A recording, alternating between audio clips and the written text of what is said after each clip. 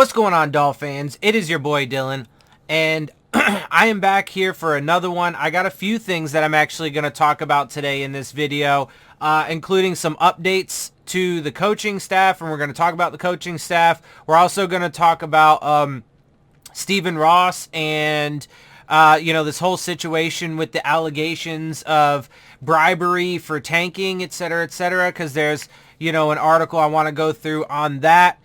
And then I'm going to wrap this video up with our very first mock draft of the offseason. So let's go ahead and just jump right into it, right? So like I said, we're going to start off now here with the coaching stuff. So there are a couple hires that I haven't yet mentioned. They're important hires and they're good hires.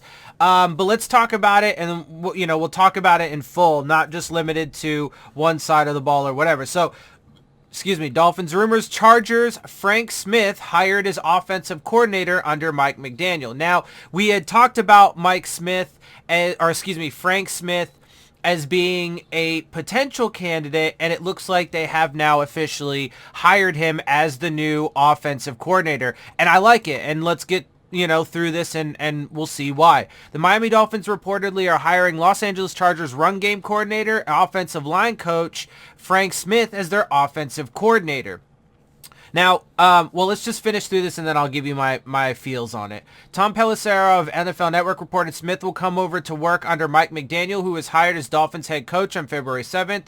And that's all they have to say about it. So, but honestly, that's fine, because what I was about to say about it is, look, now, as they mentioned, he is a run game coordinator and offensive line coach for the Chargers. Now, they've done, some good things in helping to build up that offensive line for Herbert. They're better, they've been, certainly better than us. Everybody was better than us. That's not really a high bar to clear this past season, but certainly better than us, running the football and stuff like that. And part of what's good about it is you have guys now with your head coach, with the offensive coordinator, who are going to put an emphasis on the offensive line in the run game, which is a philosophy that this team hasn't really had much of. Honestly, if we're keeping it real, Adam Gase did do that. Because, he was the last time we actually had a good offensive line and a run game, but he wasn't able to sustain it, right? So, anyway, but it's a philosophy that has kind of been lacking, but very much been lacking in this organization for a while, right? And especially with this last regime and Brian Flores, I mean, it was so bad. You know what I feel? I actually feel like that was... that's part of the evidence to show that Brian Flores was actively trying to sabotage Tua. But anyway, I digress from that. Not the point here. So the point here, though, is that these guys are going to focus on that. Now, we also know that Mike McDaniel is going to be calling the plays, which is fine. So you don't have to worry necessarily about a first-time offensive coordinator, because he's a first-time offensive coordinator, right? You don't have to worry about him having to call the plays and stuff, and how's he going to do. Mike McDaniel will probably do just fine at that, but these guys are going to work together. Obviously, this guy is going to be there to help shoulder the load when it comes to game planning and stuff like that. So, but it does, and again, those base philosophies will lend to what we think they will do when it comes to the upcoming draft and free agency, which is cool because I took a sneak peek. I haven't looked at the whole thing yet. It's actually a 3-round mock draft that Bleacher Report does, so we're going to take a look at it. But I did see that we do get a running back in the first couple rounds, so we'll talk about that when we get there. That would be exciting. But anyway, so look, overall, again, at this point, I actually really, really love how the head coach and the offensive side of the coaching staff has turned out.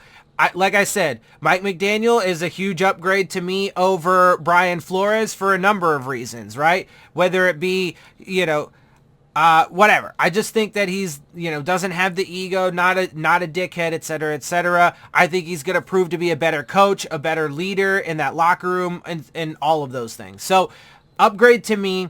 When you have John Embry over the clowns that we had before, right? Good. When you have Wes Welker over Grizzard, phenomenal. When you have actually the next guy we're going to talk about, Matt Applebaum over Jean Lempierre. No offense, but you sucked, right? At least this early in your career at doing it. Whether he gets better or not remains to be seen. But so far, not very good. So upgrade all of these guys. This guy over Godsey and Stoodsville. Now, you have Stoodsville going back to running backs, which I think is actually fine. Because that's like the one thing he's been pretty good at, right? So far, you know how we've talked about some of these coaches during this process about really just being, coordinators at best. That's their ceiling. Well, maybe Stoodsville's a position coach at best, right? Maybe that's really just his forte and that's his lane and so on and so forth. And that's fine because you need position coaches. So anyway, I love it. I love it. I love it. We're actually going to go ahead and pop over to this next one about this offensive line coach. But let me just say this about the defensive side, because my issue with the coaching staff, and it goes to my bigger issue with, Mike McDaniel and this whole situation to begin with, is the dysfunction of this organization maybe already starting to sabotage unintentionally. I mean, it's not, I don't think it's their goal, but it seems to me by all indications that they're forcing a lot of this defensive coaching staff on Mike McDaniel, including Boyer, which is a problem because I'm hearing that there is some dissension in the locker room, especially when it comes to some prominent Dolphins players that don't like that. And he could be losing the defense before this thing even starts. And so it is troubling. We'll obviously have to wait and see how it plays out.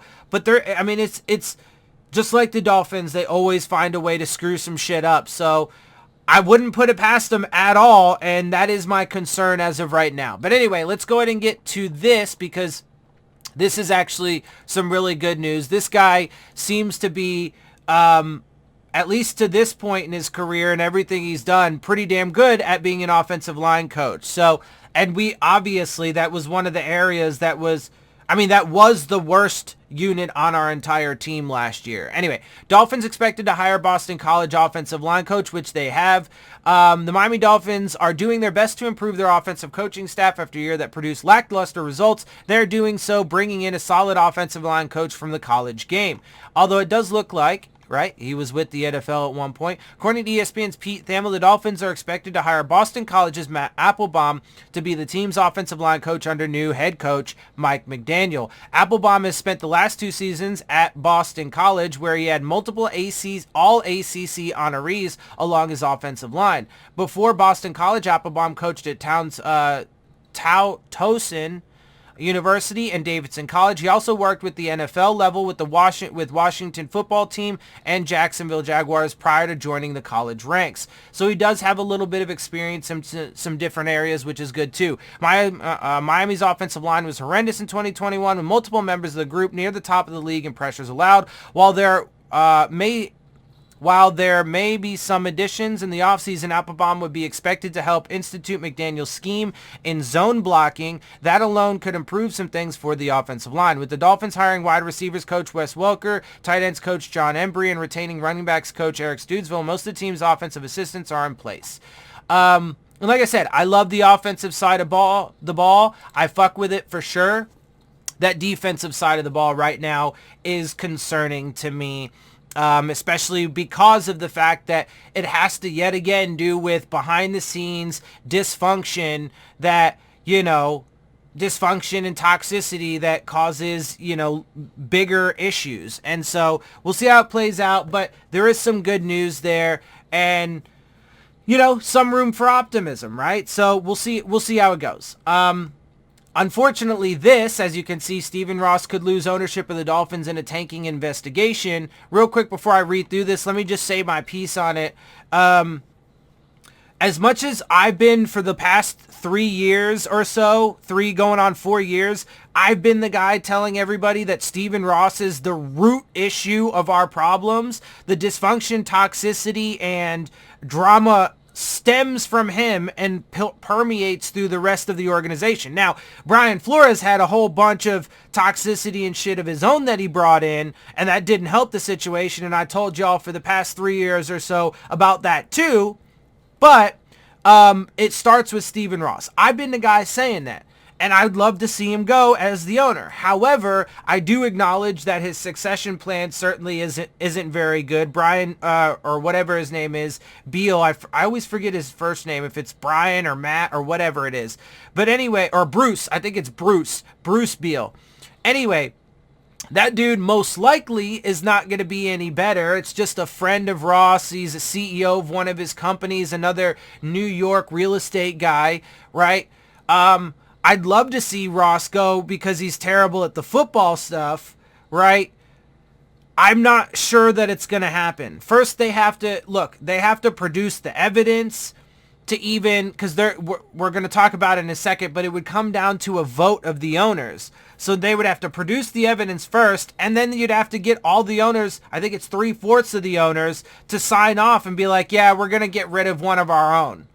And I don't know if all that's going to happen. I'll wait and see. Like, I'm personally not going to get excited about it until it actually happens. But the one other thing real quick I will say about that is in some ways it actually could be better for the Dolphins from the perspective of, like, you know, their result on the field and with the team, and lessening the amount of drama and, you know, dysfunction and toxicity if this actually went away. The reason why I say that is because if it gets drawn out through court or whatever, and if it gets proven to be true, then it's a longer process, and then the owner's guilty, and then if they do vote him out, then you actually have to go through a change of ownership, which, better or for worse, whichever ends up being the case, it doesn't really matter. You still have to deal with that. Right? And so, you know, then how does that throw a fucking wrench into the cogs of this whole situation and, you know, trying to finally overcome all this bullshit, right? So this is another potential issue, but, you know, we'll see how it plays out as always. But these are the reasons, right? The defensive side of the ball, Stephen Ross, and these are the reasons why I'm cautiously optimistic. There are reasons to be optimistic with Mike McDaniel and the offensive side of the ball and stuff like that, but there's also reasons to be very skeptical, so that's why I'm in between. Miami Dolphins owner Steve Ross is reportedly in danger of losing the team if an investigation by the NFL confirms allegations by former head coach Brian Flores, who said Ross incentivized losing games. Ian Rappaport of NFL Network reports that Ross could face severe discipline if Flores' allegations are found to be true. Could, right? So again, if and could. None of that is a guarantee. First, you got to prove it, and then you actually got to rely on a very small group of tight-knit rich-ass people to say we're going to make a precedent that says we are vulnerable to being kicked out of being the owner of a team by 3/4 or more voting this guy out. Like, I'd love to see it. I'd love to see that kind of justice happen if this is proven to be true, but I'm skeptical of that because that's not generally how the world works. A league source confirmed that owners could, in fact, vote a fellow owner out under the most dire circumstances based on league rules, which would require a 3/4 vote wrapper. Also, come on, bro. Do these owners, do we actually believe that these owners, if it's true, do we actually believe that these owners didn't know about it? I mean, come on, bro. They're all in the same club. Like, at the very least, there's got to be some scuttlebutt and be like, oh, you know, like Shad Khan or Jerry Jones or whoever, fucking Kraft or whoever the fuck, one of these other owners. I mean, oh, did you hear what Ross, you know, during the 2019 season, you hear what Ross is doing to try and get that top pick? I mean, come on, bro. Like, Anyway, as part of his lawsuit against the NFL alleging racist and discriminatory hiring practices, Flores stated that Ross offered him $100,000 for every loss during the 2019 season. He said he declined the offer, but Ross was more concerned about securing the number 1 draft pick that year that he was winning. I mean, look, we know that's true, but we also know that Flores had to have fucking agreed to tank the season, at least when it came to, you know, designing the team personnel wise and on game day. Like, the evidence is clear the dude was trying to lose. And I don't believe for a second that wasn't brought up in the very first conversation. I believe that was contingent on him being hired. He had to agree to that, hey, listen, we're going after that number 1 pick for a quarterback in the upcoming draft 2020. He had to agree with that to be hired. I promise you that. There's no way Stephen Ross, because he was trying to lose games in 2019. Whether he offered them the money, I don't know. And if he did decline, good on Flores, because if he accepted, that wouldn't look good on him. That actually would make him look bad for having accepted it. But the other side of that is if he did accept it, the likelihood of it being true and provable is actually should be theoretically a bit easier, because there could potentially be like receipts. Although he said he didn't accept, all it seems is there's a little bit of secondhand, you know, oh, I heard it or I heard about it kind of shit. So far they haven't produced any hardcore evidence. We'll have to wait and see. Now, potentially there are also texts with Greer involved between like Flores and Greer about it, but you got to produce those. And, you know, is Greer going to flip on Ross? And, you know, anyway, whatever. The Cincinnati Bengals wound up selecting Joe Burrow first overall in 2020. Flores was fired by the Dolphins in January despite back-to-back winning seasons. Who cares? He was a shit coach. He brought a lot of toxicity. People focus way too much on that because it's a way bigger picture than just that. That's a super surface level way to look at it. Same thing goes with the quarterback situation though, and the wins losses, bro. Like, the world is way more detailed and nuanced than that. NFL Commissioner Roger Goodell addressed the allegations. They're going to take it seriously. Integrity of the game is obviously an important element, just as making sure we have the right culture in our organizations across the league and at clubs. But we are going to look into that, and we will make sure that if there were violations, they won't be tolerated. And look, Goodell works for the owners, bro. I'm not even convinced that the investigation's even going to be all that serious, to be honest. Like, because the owners will be like, look, bro, we don't even want it to come to a vote. We don't even want to have to get that far. Like, you know, do an investigation, but then just make this go away and say you didn't find anything. Even if there is evidence, even if they present evidence, that could be 100% be what they do, so that way they could fucking just sweep it under the rug. For his part, Ross has denied Flores' allegations and said he would cooperate with league's investigation. Well, of course he will, because the fucking league works for him. I welcome that investigation. I'm eager to defend my personal integrity and the integrity of values of the entire Miami Dolphins organization from these baseless, unfair, and disparaging claims. And then Goodell had to say, I couldn't speculate on what they'll be because we'll have to find out what the facts are, what's the outcome as far as what the punishment would be for if it's true. He said on February 9th, and when we know what those facts are and the impact it has on our game, we'll deal with it very seriously, just as we will if there's any discrimination in the league. They will be dealt with very seriously. Okay, Goodell, because I believe you. Anyway, so there you have it. Of course, the saga of drama continues with the Miami Dolphins as usual. So, all right, now that we've wrapped up the coaching stuff and the Dolphins drama and all that fun stuff, let's actually now turn to something that is a little bit more fun. Let's take a look at our first mock draft of the offseason. Now, so far I've given you Bleacher Reports, Big Board, and mock draft. The next ones I do, because I'm going to continue to do these, because not only am I trying to go through it and, you know, compile all this information for myself to learn and so on and so forth, but hopefully it will also provide me content, but hopefully it'll be a learning process for you guys as well. So let's go ahead and get into it. I'm going to use other ones too. So, you know, I'll find if they don't come up on my Bleacher Report stream, then I'll just pull them up online of, you know, ESPN's or Daniel Jeremiah's, you know, mock drafts and stuff like that. But let's go ahead and get it. And I'm thinking I may do a mock draft at some point. a simulator. But that's still to be determined. If I do that, that's going to be a little bit down the road. All right, Bleacher Report, scouting department's post Super Bowl picks. All right, let's see what they have. Let's just get straight to it. I'm not going to get too in depth with a lot of these. I'm just going to, I'm not going to do their reports except for the Dolphins pick. I will and see what they have to say. But otherwise, I'm just going to scroll through this and see what they have. So Jacksonville at number 1 has Evan Neal going off the board, so one of the top offensive tackles in this draft. A lot of people believe he is the top, and, apparently they do because he's going number 1 to the Jacksonville Jaguars. So, missed opportunity. I mean, obviously the Dolphins picked 29, so there's not really much we can do about that unless we, were to trade up at any point. But as of right now and for these purposes, it remains that. So, one prospect off the board, but, Dolphins, if we manage to get an Evan Neal, I mean, that would be amazing, right? Detroit Lions take Kayvon Thibodeau. That'd be a good pickup for them. He's one of the top players in the draft overall. Houston Texans then get edge Aiden Hutchinson, another edge rusher off the board. Then we go edge rusher again, New York Jets going George Karlaftis from Purdue. Then let's see what we have. Giants at 5. There goes another offensive lineman. So, wow. I mean, look at that, right? Not even a single quarterback in the top 5.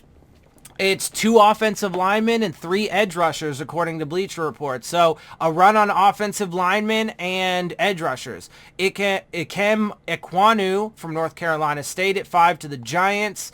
Then you have the Panthers taking another offensive lineman. There goes Charles Cross. So, look, if this is how it was to play out in reality, most likely I would, as you guys know, I would prefer to take one of the top running backs if, Breece Hall, Kenneth Walker, whatever is there in the first round. And I would want to address the offensive line in free agency and get, a premier right tackle and then either or a left tackle and a center as well, right? So for sure get a premier right tackle, pay that fucking the buku dollars if you got to, right? So you can get Tua's blind side and then get one of, if not both, and a left tackle and a center as well. But anyway, there goes. So in the first round with this run, you're probably not going to get a blue chip player on the offensive line in round 1. So don't use it there. Use it on a different position where there's going to be a need. But you can get a blue chip talent, right, in the first round. A guy that's worth taking in the first round. So 7, Giants from Chicago. First wide receiver, Drake London. He was projected to the Dolphins at certain points. And an interesting prospect for them. Wide receivers, one of the top, and we'll get into that soon. I've been working hard on those, the data and stuff like that, the information for those videos, doing my own breakdowns of this. But Drake London goes off the board to the Giants at 7. Atlanta Falcons take one of the top safeties, Kyle Hamilton, at 8. Good pick there. Denver Broncos finally take a quarterback Kenny Pickett goes off at 9 to the Denver Broncos. So finally a quarterback in the top 10, according to them. Jets from Seattle, then they get a defensive lineman, interior defensive lineman, Jordan Davis from Georgia, after they got an edge rusher, right? Kayvon Thibodeau. Wait. Were they at second? Am I tripping? No. They got, who did they get? Jets got, all right, George Karlaftis. Anyway. So really building up that defensive line there for the Jets, according to Bleacher Report. And that rounds out the top 10. And then so 11, the Washington Commanders. There we go. Number 2 quarterback comes off the board. Desmond Ridder from Cincinnati. Moving on, Minnesota at 12 takes cornerback Derek Stingley. I mean, top talent is coming off the board, right? One of the top, some of the top wide receivers, top safety, top cornerback, right? Cleveland Browns take Chris Olave, wide receiver. At 14, Ravens get another top cornerback Ahmad Gardner. Let's see, 15 Philadelphia Eagles from Miami, so they get another top corner, Khair Alam, with the pick that we gave them according to Bleacher Report. So that's interesting. Philadelphia Eagles from Indianapolis, edge David Ojabo. So another pass rusher at 16. 17 Chargers take defensive line Devontae Wyatt. So a lot of defensive linemen going in the first round according to them. Bunch of wide receivers. Jameson Williams to the Saints at 18. Interior offensive line. There goes Tyler Linderbaum. So, you know, if this plays out, then Dolphins will miss out on an opportunity for him in the first round with him going to the Eagles at 19. Pittsburgh Steelers then take a quarterback to... obviously, because Big Ben is no longer going to be there, so they take a chance on Liberty quarterback Malik Willis, who's a little bit of a prospect from what a little bit of a developmental guy, right? But apparently, you know, the talent and stuff would weigh heavy enough that the Steelers would, you know, take a chance. Are they going to play him as a rookie? I don't know, right? Patriots then take, there goes Treylon Burks to the Patriots at 21. Let's see, at 22, the Raiders take Trent McDuffie, cornerback. Top talent, and that's the problem with us being at 29, because Zion Nelson, there goes Boston College's Zion Nelson, one of the guys that Matt Applebaum coached, right, going to the Cardinals. So we're missing out on all this top talent. Dallas Cowboys then get safety Jaquan Brisker. 25, Bills get Jahan Dotson. Man, I mean, they're just... all of our top picks, bro. Wide receiver Garrett Wilson to the Titans at 26. 27, Bucks take Logan Hall, defensive line. 28, Packers get Nakobe Dean. There goes one of the top linebackers. So we can't even get Nakobe Dean, although there are still some of the top linebackers, and that is one of the biggest areas of need on this team. I know it's defense and offense is where we need the most help, but when you see all of these offensive linemen and wide receivers gone, those are two of our top needs on the team, period. Now, running back to me is number 2 behind offensive line, and no running backs have gone yet. But see how this mock draft plays out, because they do have one of the top running backs going to us at one point. Let's see though, but it's in the second round. So Miami Dolphins, we get offensive tackle Bernard Raymond, Central Michigan. So here's the thing. Here's the thing about this. From what it's still early, and again, I'm by no means an expert, but from the little bit that I have been, you know, gathering to this point, right? He's a solid player, and we obviously need the offensive line help. But with all of the guys that have gone before him, I would say that a better pick is either take the top running back in the draft that has yet to go off the board, whether you think it's Kenneth Walker or Breece Hall or one of those guys, or you can still take one of the top linebackers, because that's for me, I think that's top 4. I think linebacker was 4 on my list, right? Like a true middle linebacker. So, and then go back in the second round and probably pick up an offensive lineman if you want to go that route. That's kind of how I would do it. I would think the priority of taking, if the draft fell just as it did. However, we do get a good running back in the second round, so if it played out like that in totality, according to their mock draft, then I wouldn't really hate on it. But I would probably, if I'm being real, I would probably swap it. We'll see who they take, but I probably would have swapped it. I probably would have, in my opinion, take the running back or one of those top linebackers with this pick, and then double back to either running back or offensive line in the second round. But anyway, 30, the Chiefs take cornerback Andrew Booth. 31, Bengals take Trevor Penning, offensive tackle. And 32, the Lions from the Rams take wide receiver Justin Ross. So pretty much all the top wide receivers go in this first round. All right, so round 2, real quick, let's just take a quick breeze through. So Jacksonville then takes another edge player, Jermaine Johnson. Another quarterback goes to the Lions at 34, Matt Corral. Jets then take linebacker Devin Lloyd. So there goes another top linebacker. See, now you miss out on him. Giants then take interior offensive lineman Kenyon Green. Defensive line Travon Walker goes to the Texans at 37. Jets from Carolina then get tight end Trey McBride, one of the top tight ends. Another wide receiver. So that's what I'm saying. If it played out like that with the run on the certain positions, the prioritizing, it just would be better. And especially because then you give yourself the opportunity to lose out on, some of the other top talent that was still available at a different position of need, right? So anyway, Bears then take wide receiver Alec Pierce. Broncos take edge Arnold Ebiketie. Seahawks take cornerback Darian Kendrick. Washington takes interior offensive lineman Darian Kinnard. Wide receiver Khalil Shakir goes to the Falcons. Again, I mean, look, it's just a run, and then you're going to miss out on another linebacker here in a second. Cleveland Browns take Fedarian Mathis, defensive line. Ravens take linebacker Christian Harris. Edge Drake Jackson goes to the Vikings. Wide receiver John Mechie to the Colts. Linebacker Chad Muma to the Chargers at 48. Quarterback Sam Howell then to the Saints. Then we get Kenneth Walker at 50, which again, I would love that.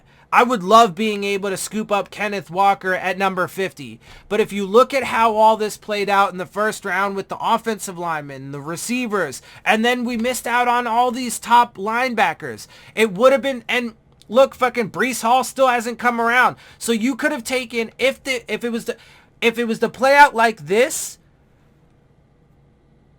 it would probably be best to take that linebacker in the first round. Take your top linebacker in the first round, and then you can get either Kenneth Walker or Breece Hall in the second round. Oh my God. And then maybe in the third round, then maybe you can go back to offensive line or with your next pick. I think we might have another one in the second. Oh, no. We just have the one in the second round. So with your third round pick, then maybe go get offensive line. To me, that would be the better prioritizing. If it starts to play out like this. And I know, mock drafts are never exact and, things always change and happen. But we don't pick until 29. So we can literally watch and see how it plays out. And if there starts to be a run on certain positions, then you adjust, right? Anyway. Although I would love Kenneth Walker at 50. 51, then the Eagles take safety Jalen Peter. Pittsburgh Steelers take offensive tackle Daniel Falele. Raiders then take linebacker Darian Beavers, another linebacker, so you keep missing out on the linebackers. Patriots D-line DeMarvin Leal.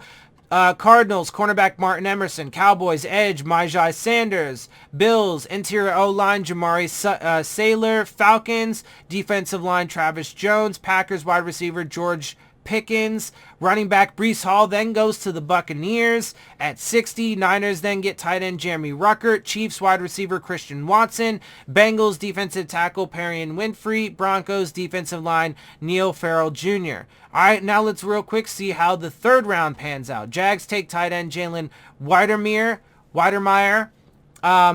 Kind of surprised actually that he would fall down to the third round, but anyway. Wide receiver Wan'Dale Robinson to the Lions at 66. Giants tight end Greg Dulcich. Texans get cornerback Roger McCreary. Jets get cornerback Kobe Bryant. Jags get interior offensive line Ed Ingram. Offensive tackle Rasheed Walker to the Bears. Edge Michael Clemens to the Seahawks. Wide receiver Sky Moore to the Commanders. Running back Tyler Algier to the Falcons. Safety Brian Cook to the Broncos. Edge Josh Pascal to the Ravens. Interior O-line Marquise Hayes to the Vikings. Browns tight end Cade Otton. Chargers get edge Nick Bonito. Texans get interior offensive line Dylan Parham. Giants then get from Miami. So do we even have a pick in the third round? Okay, it's way the fuck down here. Oh, and it's the San Francisco's pick. But we give the Giants our pick, so they get edge Kingsley and Egbare. Colts then get offensive tackle Nicholas Petit-Frere. Eagles get interior offensive line Lectus Smith. Steelers wide receiver David Bell. Patriots get safety Louis Cine. Raiders get wide receiver Javon Hile. So missing out on like all the linebackers and wide receivers. with the way that the Dolphins handle it in this mock draft. Cardinals get running back Jerome Ford. Cowboys interior O-line Luke Godicki. Sorry, my dude. Bills cornerback Mikael Wright. Titans linebacker Brandon Smith. Bucks edge Sam Williams. Packers edge Boye Mafe. We also miss out on all the edge rushers. 49ers interior O-line Cade Mays. Chiefs offensive tackle Tyler Smith. Bengals running back Kyron Williams. Broncos linebacker Quay Walker. Lions edge Cameron Thomas. Browns offensive tackle Max Mitchell. Interior O-line Justin Schaefer to the Ravens. Saints then get running back Isaiah Spiller with a compensatory pick in the 3rd round. Dolphins then get interior offensive line Luke Fortner from Kentucky. And then Chiefs tight end Isaiah Likely, and then interior O-line Cole Strange to the Rams. So, and by the way, I don't think I actually read the little thing here.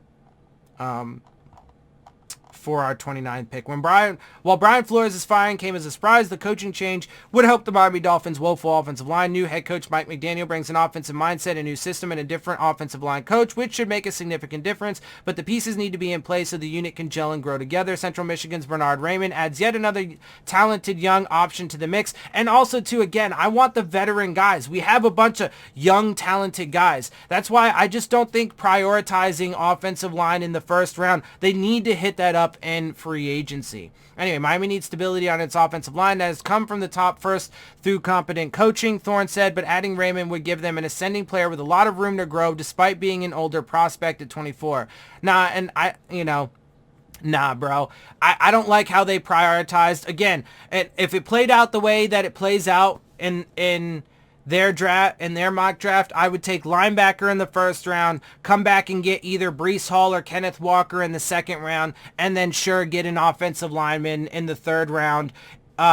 If there's no good wide receivers or, I would take either the best, either the best offensive lineman or wide receiver, whoever the better prospect is remaining on the board in the 3rd round. So linebacker, if it plays out like this, linebacker round 1, running back round 2, and then wide receiver or interior or offensive line in round 3. Raymond is just 18, starts at left tackle, is a tight end convert who came to the United States as an Austrian foreign exchange student. He displays the body control, play strength, and quickness needed to consistently sustain blocks at the pro level. But he's going to be a project, though, too, a little bit, it seems like, right? So some significant technical refinement needs to be addressed, which with this offensive line coach and this new staff, maybe we can get that out of him, but they're going to have to then do that with a bunch of young fucking...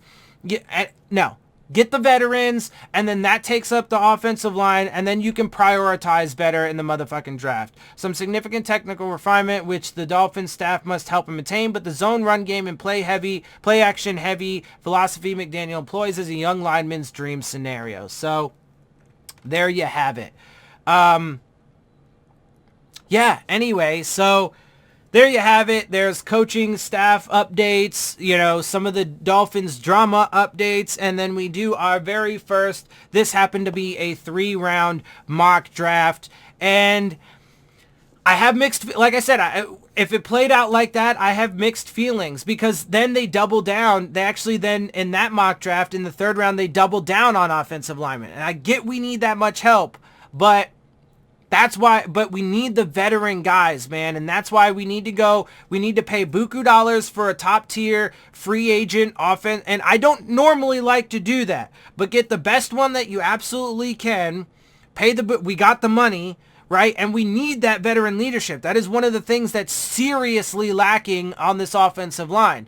So, get that buku dollar offensive tackle, right tackle for Tua's blind side, and then get at least one of, if not both, those other 2 positions, a left tackle and center. They don't have to be buku dollars. You can get maybe somewhere in the middle of the pack with those guys, right? Not super expensive, not super old, but also has a few years in the league, so they are a veteran, right? To put into that mix. So do that. Then you can prioritize so much better. You can get one of the top linebackers. Then you can get your running back in round 2. And then you can add in a youngster in round 3 for that offensive line or wide receiver room.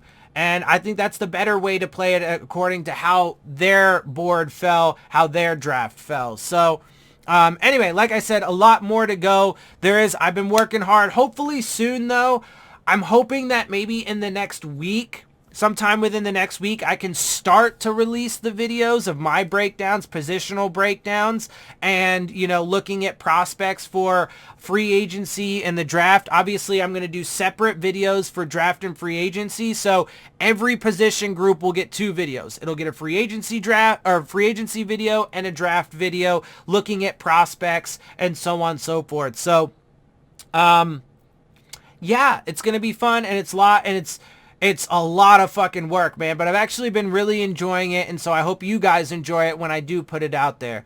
Anyway, let me wrap this up because it's about a 40-minute video now with all of that tied into one video. So let me wrap this up. Before I get out of here, make sure you check out the Rave On Sports App, the new fan-driven sports app for all of your sports, whether it be basketball, baseball, football, college, whatever you like. They got it, and they are looking to enhance your game day experience with live play-by-play coverage, live chats with other fans and content creators like myself, while also providing you with an arena to dispute all of the terrible officiating, which we even saw some in the Super Bowl. So make sure you look for the links to that in the description box. And with that, I'm going to get out of here. I hope you guys appreciate my perspective. If you do, make sure you hit the subscribe button, make sure you hit the like button, make sure you hit the bell if you want to get the alerts. Share my channel and videos with your friends and family. Leave your questions, comments, and concerns down in the comments section. Of course, as always, follow me on Twitter at DillonTartaro, as well as on Instagram at Dolphins_with_Dillon. And with that, I am out. I'll see y'all soon. Phins up. 7 seconds left. Tannehill will throw it. And this will end it after the shovel. Or will it? Miami runs around. Short quick. There you go. Gronkowski did not be able to go. Touchdown. Daniels Ray. Oh, miracle. Miraculous in Miami. Stills to Parker to Drake. And they held off the field. Unimaginable what has taken place here in South Florida. The Dolphins have done it. They keep their season alive. 69 yards. Wow. Pure joy. Miami wins it.